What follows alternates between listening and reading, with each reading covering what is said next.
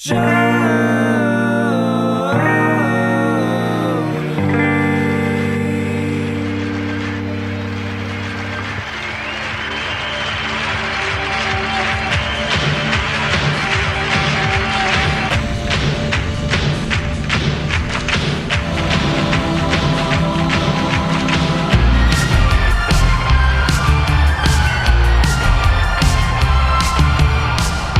hello, everybody. Welcome to another installment of Show to Be with Mike G, the show of life, the show of Laphroaig, heat, lore, eating oysters at Perla's on Congress, and acting. Today's chat is with the amazing, the cordial, the consummate toast maker himself, Mr. Simon Brooking of Laphroaig. We recently sat down to talk about life, talk about then the newly released lore from Laphroaig, and I have seen him couple times this year, and what a treat. There's been a really great push and awareness for Laphroaig here in Texas, and I couldn't be more excited to take part. So without further ado, I hope you guys enjoy this great chat with Simon Brooking of Laphroaig.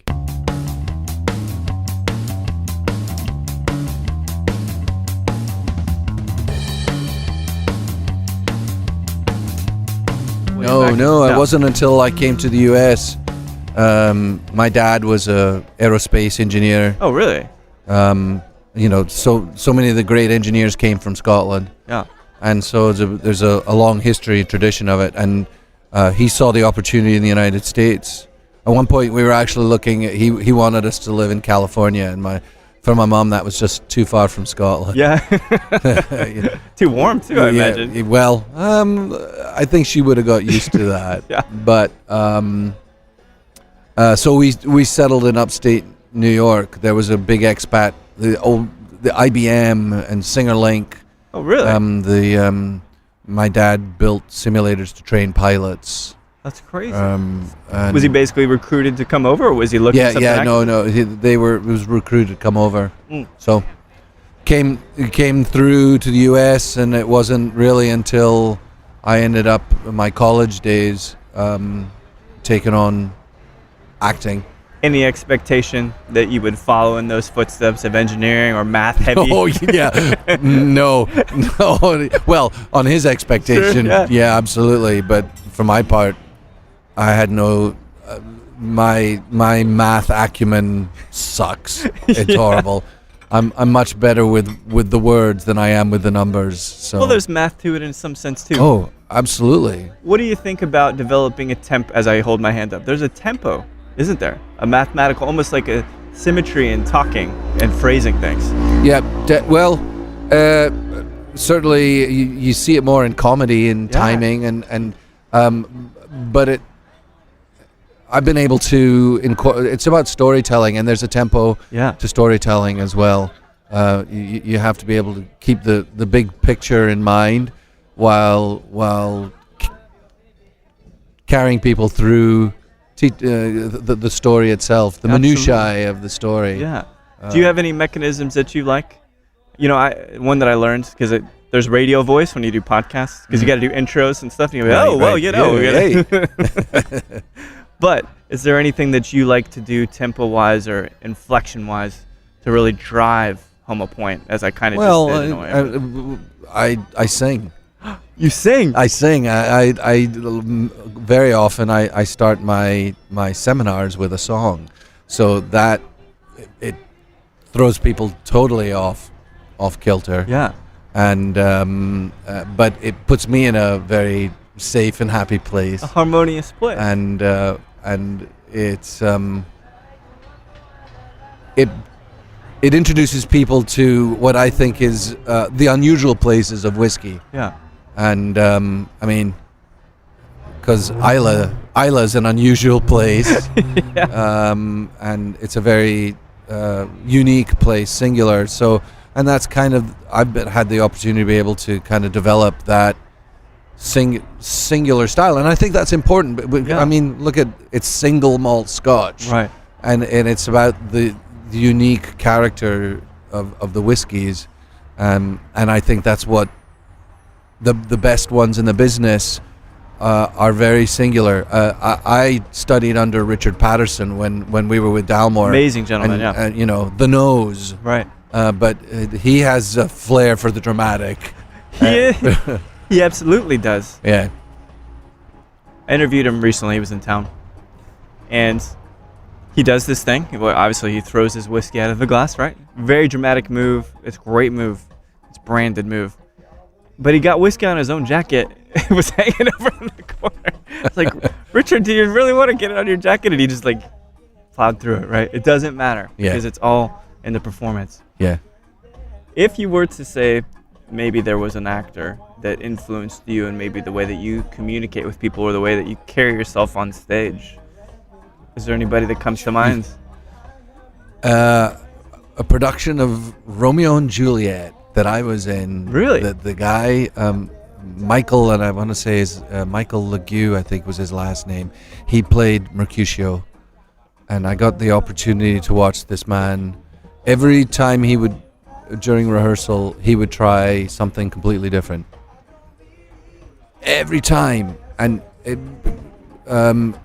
he learned, and we all learned so much from the failures. I was going to say, how often did it work out? I mean, sometimes it did, and sometimes it didn't. But then he'd try it another way, and to me, that's part of the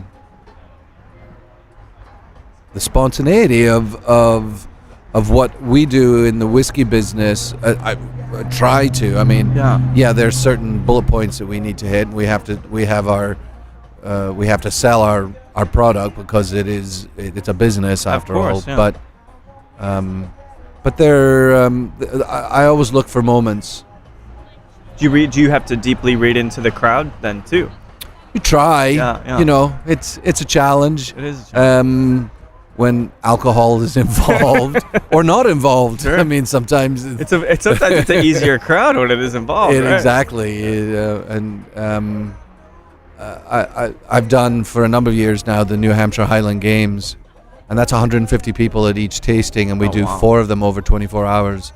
And by the afternoon of the Saturday afternoon, that becomes the midnight show because people are they've been having a good time already, out on the grounds of the Highland Games. Sure.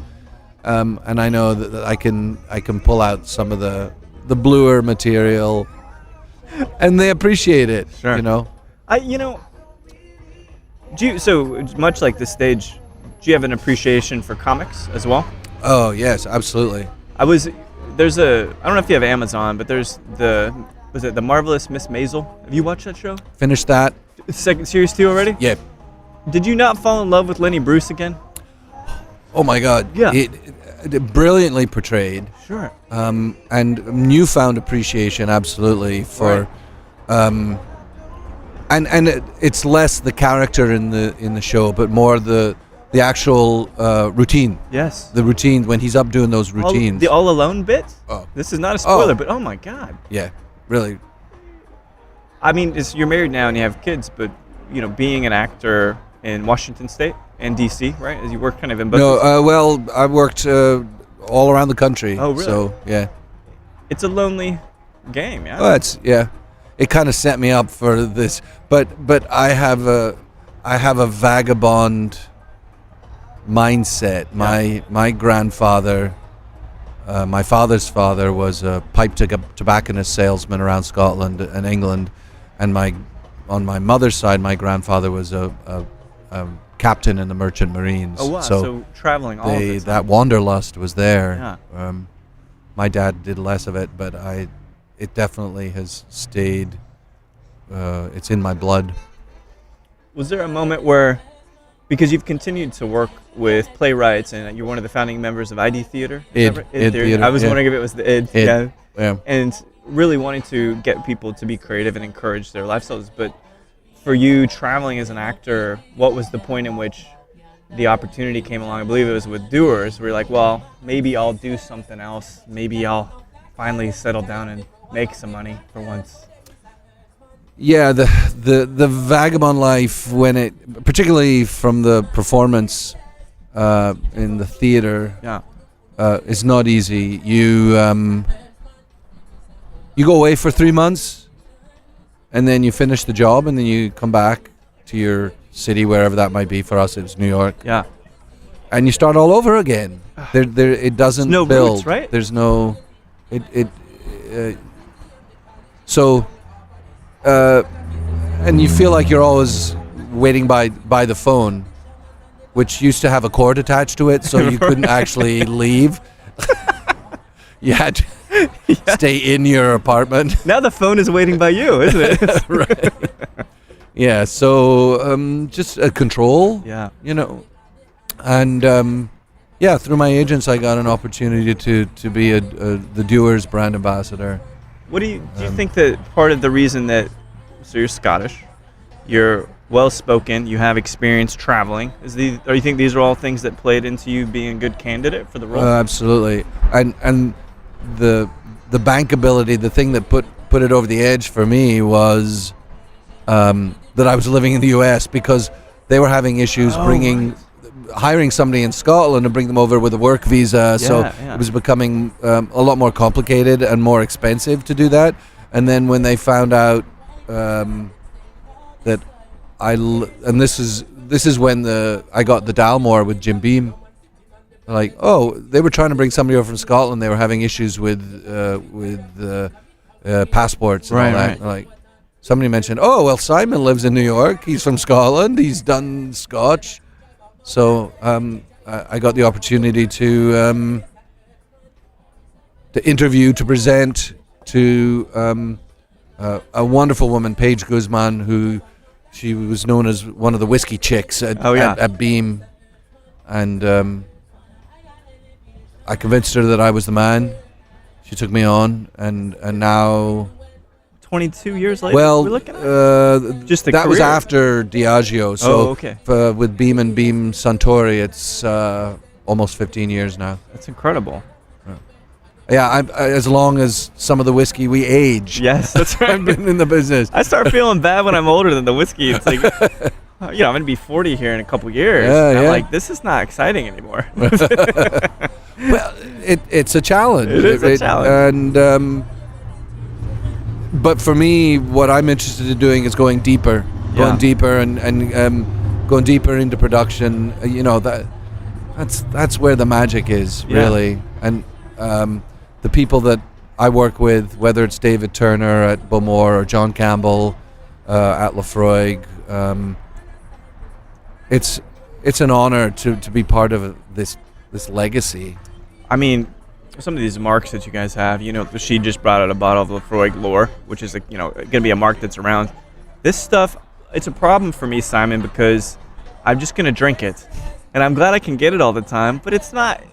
This is a brilliant Scotch. I'm just going to keep going through. So this is the thing, is like a beautiful renaissance of brilliant Scotch, man. It's crazy. Yeah. One thing, I was curious about, and we'll probably talk about metaphors as it pertains to actors in Laphroaig, because there's got to be somebody that's like Laphroaig-esque, But you mentioned your birthday's next week, I think, right? Yeah, something like that. Coming up. And we're both getting older as the clock kind of ticks on.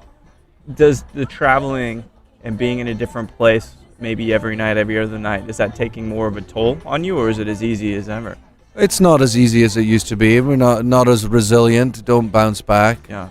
I have a great little house in New York that dates back to the 1800s. Oh, wow. It's a place of tranquility. It's a place where I can, with the pace of the challenge with the spirits industry being one of these ambassadors, and I learned from a man in Pennsylvania quite a few years ago, where we ended up end of the night, and he's a big man. Yeah. He would take shots of tequila to slow himself down at the end of the night. That's one method, I suppose. Right? Yeah. And it was, we might have done some Jaeger bombs, and I had to wake up the next morning to do a 9:30 staff training, and I was worse for wear. Yeah. And he took me aside and said, "Listen, Simon, you're not going to survive. You're not going to last. You're going to do this you're doing this in our market, and then you're going to fly to the next one, and they're going to treat you as the ambassador, and then we're going to wine and dine you, right. And then you're going to have to wake up the next morning and do it again and again and again. Dude. You've got to learn how to say no. Do you have any common practice? Because I think this is a very important thing. I was just thinking about this earlier because San Antonio Cocktail Conference is just around the corner. Yeah. And last year I met one of my mates who I'd interviewed. He was stepping out right as I was arriving, but he didn't tell anybody. Yeah. I'm like, hey, and he's like, hey, I'm heading out. Because he knows if he causes a fuss and says he's leaving, it's going to take 10 more minutes and then another 10 minutes. So we just jet. And I actually found that to be a really, really good strategy. Is there anything that you do to? And in the bar industry, it probably even more so is like, oh, we'll just go for one more, you know. Right. A final, yeah. You know, and suddenly it's 5 a.m. Yeah, dude. And for me, the thought of having to get on a plane still inebriated. That's the worst. You get dehydrated even more. And come home to my family in that condition. Nope, it's an easy choice. You know, That's it. I'm done. And as long as I've been doing this 20 plus years now, that's been one of my keys of longevity. Is just to say no. Yeah. There's power in that. In the business world, there's power in that. There's power in that behind the bar, all of it. Yeah. And you still have your youthful glow, Simon. So you maintain. Drink Laphroaig. So it's all that peat. It's all the preservative qualities of the peat. I mean, if Orson Welles could do it for over 70 years, I think he died in his 70s. We certainly can do it, just a little bit. Yeah. So you're in town because you have a beautiful array of products. To me, in a weird sense, Bowmore might be the most Texan Scotch I've ever tasted. Really? Why? Yeah, so what is? It reminds me of brisket so much. That kind of, it's this, not peppery, but it is a smoked, meaty, not quite sulfurous, but fatty, just kind of texture that reminds me of brisket. And that's why Bowmore is one of my favorite things. That's fascinating because I always comparing the peaty whiskeys to barbecue. Yes, yeah. So is it a Memphis barbecue or is it Carolina barbecue? Great point. Or is it Texas? Man, so what? Okay, well, I'm calling Bowmore as Texas barbecue, but something that's more acidic. What do you think of the marks that you use that might be more? More acidic, more Carolina style. More Carolina, more of the vinegar. To me that is that's closer in line to like a Laphroaig triple wood. I see. With the sherry cask, a little. Yeah. How do you feel about maybe Auchentoshan? Well, there's no peat in Auchentoshan. No, that's a good point. But somehow it's got that kind of. It still has this nice texture, kind of fattiness to it. Oh, absolutely. You know? And that's the triple distillation for us is going to pull out more of the fatty acids on that. I love it because this just calls to pairing, right? And actually, that's something she did as well. Multiple briskets, multiple types of whiskey. Yeah. There's so much to be explored on the food side. Yeah. Do you like to do that when you present? Maybe have a little bit of bite here and there with a little chocolate or cheese or something like that? Yes. We have one of our smallest distillery within the group is Glengarry. Yeah. And we love pairing cheese, like a Manchego cheese or a Gruyere. I've done a tasting in the past where I've had cheese and whiskey pairing. Yeah. At Laphroaig for during the festival, and it was all cask strength whiskeys. And what I discovered was it's about flavor, yes, but it was more about mouthfeel. Yes. And the oils and the fats and how they change and combine, and just that the mouthfeel experience for me is something that not as many people take advantage of or explore. Right. And it's because I've had the privilege, the opportunity to work with master blenders and master distillers who taste so many whiskeys through the course of their lifetime. They're able to create three-dimensional qualities to the whiskey. Sure. More than just liquid. It becomes, Rachel Barry at Bowmore, she's no longer with us at Bowmore, but just the ability to, it goes back to storytelling. And it's a narrative in the bottle, isn't it? Yeah. And that's one of the things. So, you guys, let's shift to Laphroaig, because it's a dark horse, man. It's jarring to some people, beloved by many, but it's something that causes people to think no matter what, right? It's like a Klaus Kinski. I don't know if you remember him. Super rich actor. And it's like, I kept thinking, I was like, well, what is Laphroaig like actor-wise, right? You at first are kind of standoffish, but then once you catch a few roles, like, holy shit, I'm really bought into this. And Willem Dafoe came to mind. Because he's maybe not conventional looking, maybe not a conventional actor, but then once you see more and more roles, you start getting It was like a nuance. Daniel Day-Lewis. Dude, exactly. Yeah, they're auteurs, and you may not get it, but it takes a little bit. And so this, is it Cargis? Is that right? Cargis. Yeah. So this new Fino cask, dude, I Stunner. mean, we sat in a room at my house and we sipped this thing and we're like, holy shit. It is, because it's got the crispness of the Fino, but it still has that rich fattiness of the phenols and all of this beautiful grain quality.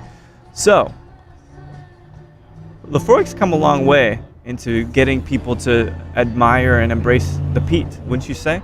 Yeah, there've been some key people in the history. I mean, long term, but in the more recent history, Ian Henderson, who is a bit of a cult figure in the history of Scotch and for us particularly Laphroaig. He's the one who started the Friends of Laphroaig program. Oh, nice. Well, I would be remiss to not mention Bessie Williamson, who had taken over in the 50s and had a profound impact on the whiskey industry, as including Laphroaig.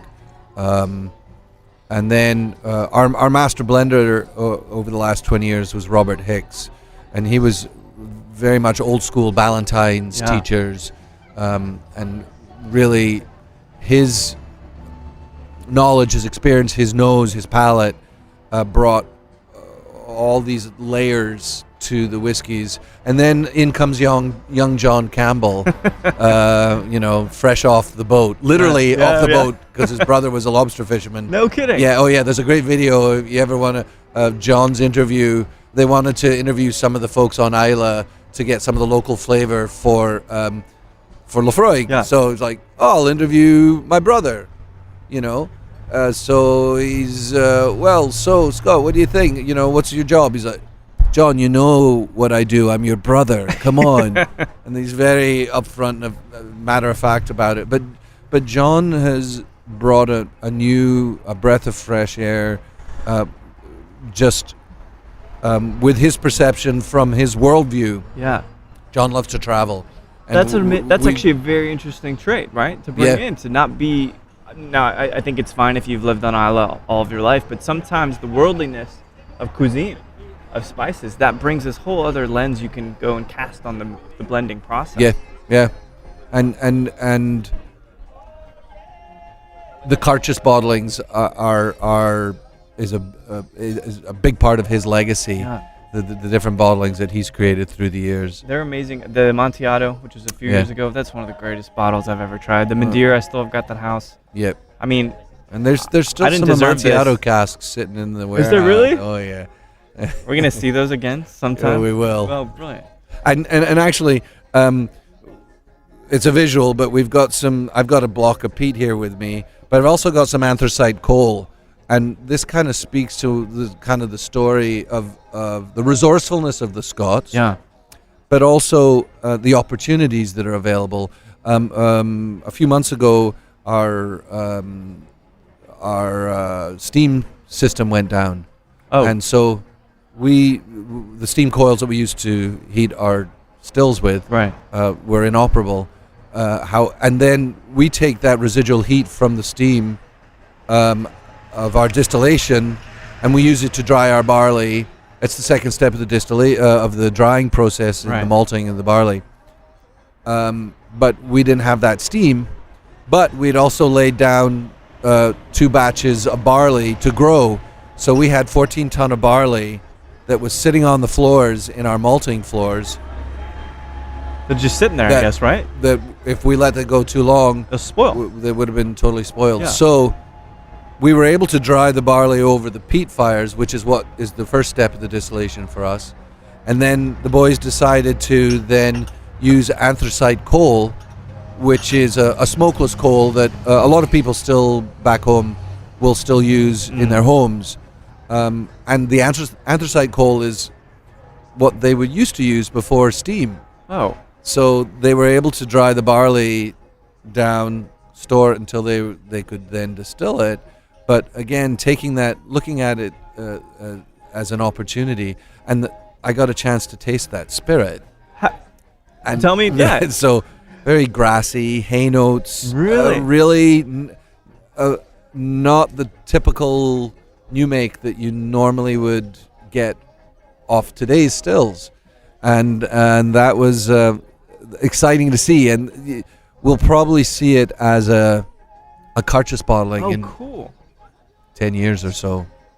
But does it combine with the peat too? I mean yeah. We dried it over the peat first, and then you've got the smokeless, maybe more vegetal to your point. You say grassy? Oh, yeah. That's super cool. Yeah. So 10 years, you say? Yeah. I'm earmarking this. I'm gonna have to think about this. But that Carchus the new one, the 2018, 6 years in bourbon, 2 years in a Fino cask, and the Fino brings to it, and then that's one of the things that I think John, in his experimentations with the different casks, is that the multiple layers that these different casks bring. Yeah. Now you'll get some folks who go, "Oh no, that's not Laphroaig," but it's so. And then you get others who go, yeah. "Oh my God, that's Laphroaig. That's so Laphroaig." What do you do when you got a lot of fat in something? What allows the brain to process it? Salt, right? Okay. So Fino provides this nice salinity. It has a very, very dry sherry that just cuts through it allows you to taste the Laphroaig in a way you've never tasted it before. It gives it doesn't taste like an 8-year-old whiskey. No, the not Fino gives it depth. It gives it longer legs. It gives it some maturity to it, and a pop. It does. It's got a crispness to it, which is really, really nice, because normally the roundness of Laphroaig can be overwhelming to some, especially if they're coming into it. And speaking of overwhelming or trying to come into the category, you've got Bowmore, you've got Ardmore, Glengarry, also, of course, Laphroaig. What do you think is a nice intro Scotch to bring people in, then drive them in to Laphroaig in a nice, docile way? In its most docile, very simple Auchentoshan, Auchentoshan American Oak. And then I on the other end of that spectrum, I love the triple wood. Oh yeah. The Laphroaig triple wood, but the 3-wood Auchentoshan is a classic. PX, right? In there, PX Oloroso. So Laphroaig triple wood is 2 bourbons and 1 sherry, and then Auchentoshan is 1 bourbon and 2 sherries. Amazing. And I'd love to do those side by side, because just to show how the wood influences the spirit. Because it's profound. We don't really experience that level of difference of flavor in bourbon. You know what I mean? It wasn't really part of the culture of bourbon, is to use those different casks, especially not European stuff, because we could never get it, you know? But here's something, too, that I want to thank you for, and I want to thank Laphroaig for. This phenolic kind of flavor that a lot of people consider off-putting, but, let's just call it foreign. They just don't know what to think of it, It's actually... Do you realize how much Laphroaig has helped the world of mezcal? Have you heard this before? I haven't seen the numbers, but... It may be anecdotal, but I've talked to many brand owners in the mezcal world that said, we thank Laphroaig for bringing people into the category, because Laphroaig opens your mind to this whole other set of flavors you never really thought you could taste before. Yeah.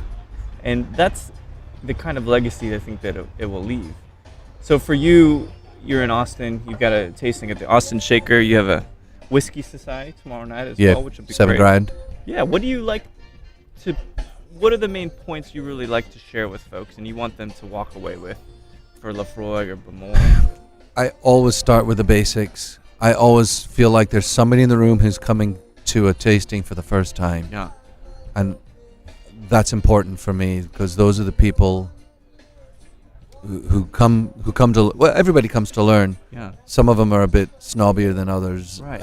But I always I love people who are genuinely interested and have come out of goodness of their heart, taken time out of their day to come and dive into this strange and exotic world, And overwhelming at times. and absolutely, and very intimidating, and that's and so for me, it's about, let's take away the intimidation factor.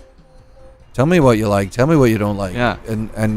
And so, do you want to be challenged, or shall we just dip our toe in the water, or do you want to just dive in, just go all the way, go deep, go deep, deep, deep? But that's good. That's good of you to be that flexible and to be that accommodating. Because whiskey can be, like you said, some people are very snobby about it. But I get the sense that it's changing. I get the sense that people are being more open to conversations, more open to exploring outside of their fixed notions of taste and flavor. Do you see that now? Oh, absolutely. I think it's a generational shift. Yeah. I mean, I just know from my family, my parents, and from the Scottish tradition, everything's boiled and deep fat or deep fat fried. Okay, so they've got their merits, right? Oh, that's not to say that's a bad thing. It all has its place. But and this goes back to kind of the world experience, that the more people are more and more interested in the diversity and the differences, and that's why we have been able. That's why we've offered more bottlings and experimented with different flavors. I mean, we could have just stayed at Laphroaig. We could just stay with, okay, we're just going to produce Laphroaig 10. Right. And we'll do quarter cask as well, because that's our second biggest seller. Yeah.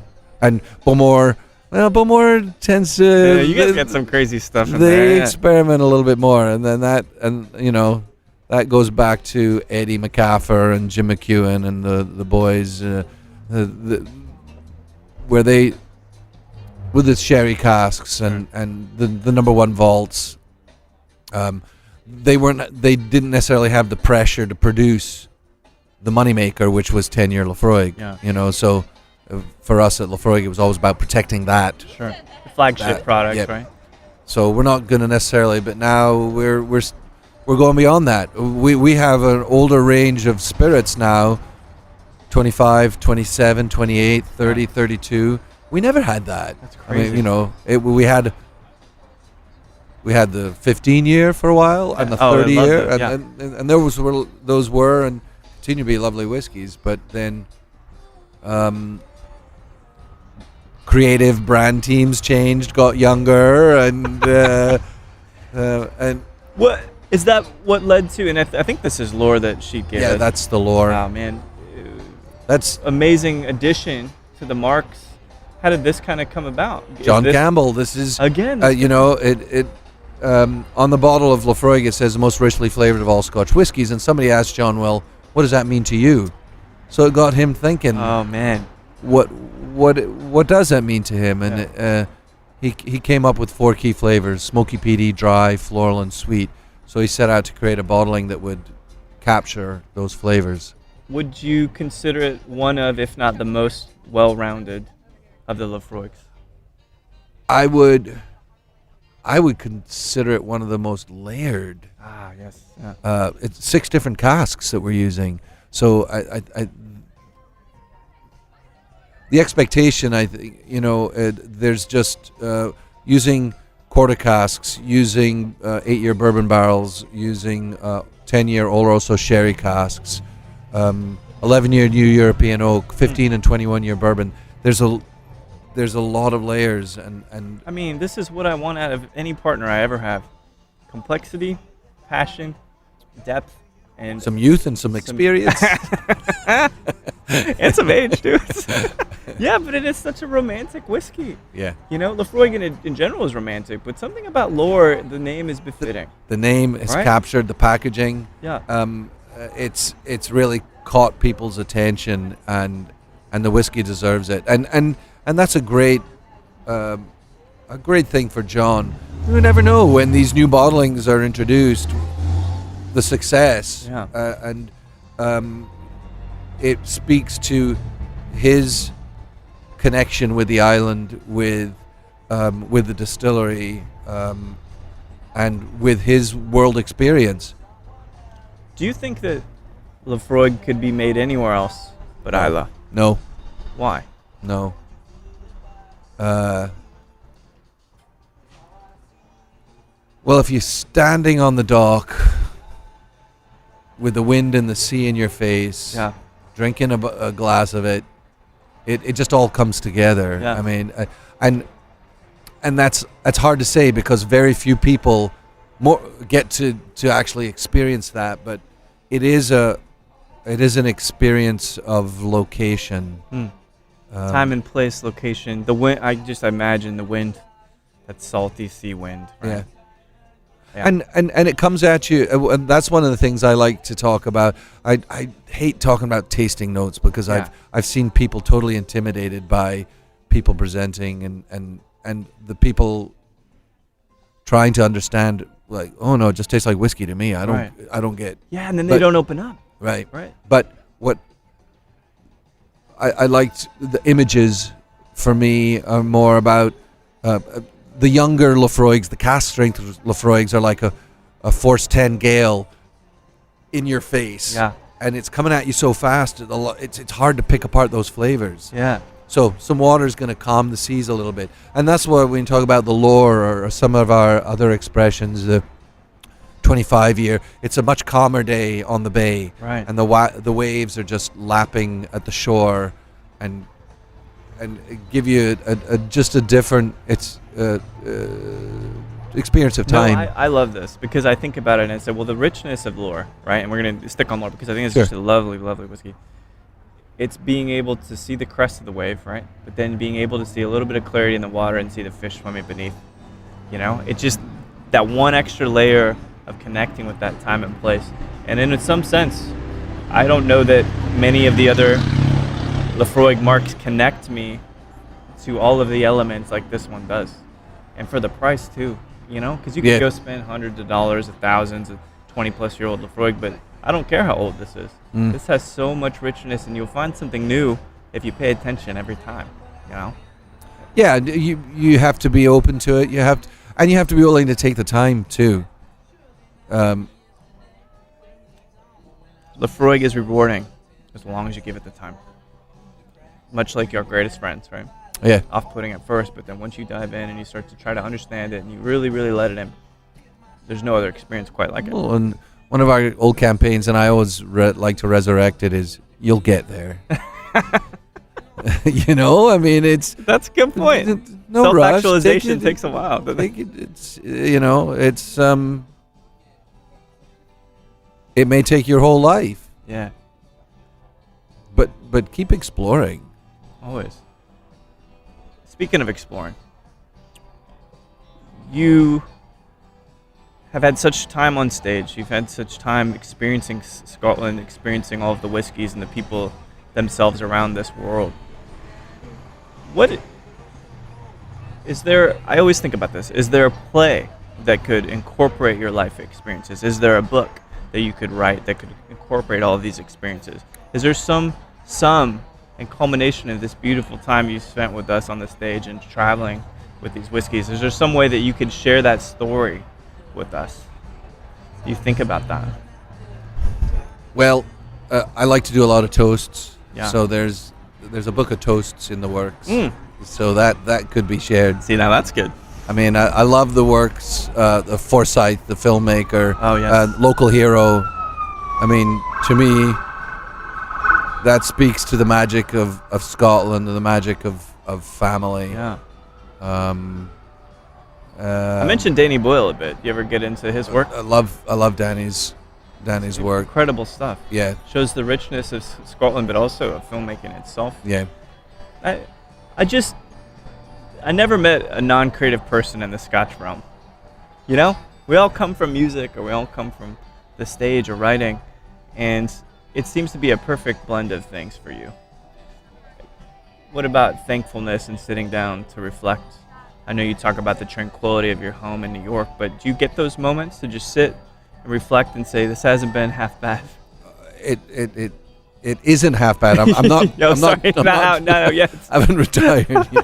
I'm talking like an autobiographer. Yeah. This was my life. No. It's that reflective nature that I love about the whiskey, and too often the industry, the whole financial money-making side of it just really pisses me off. Yeah.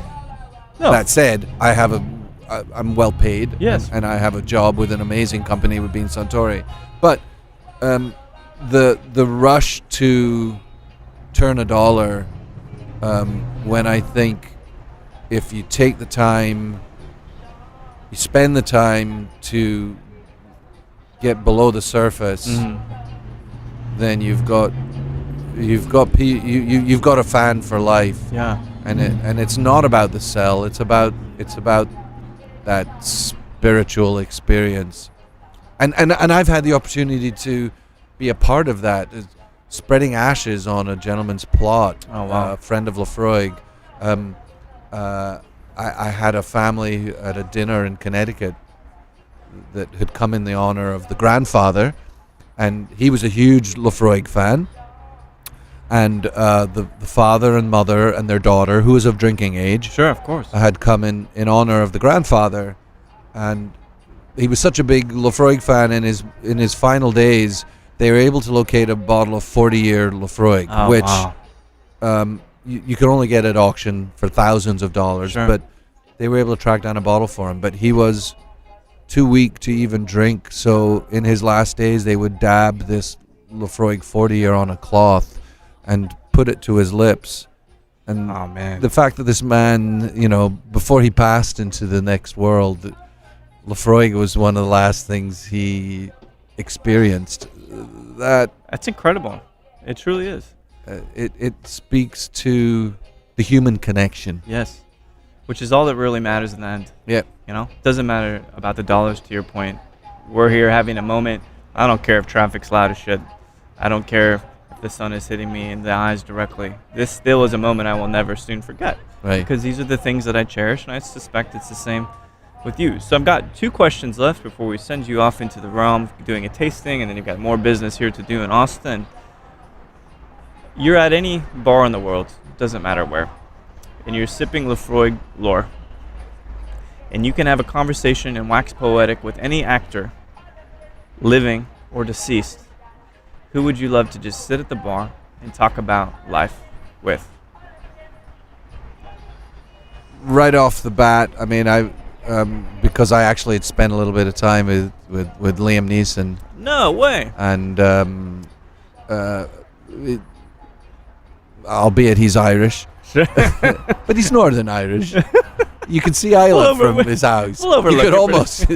But anyway, this is a man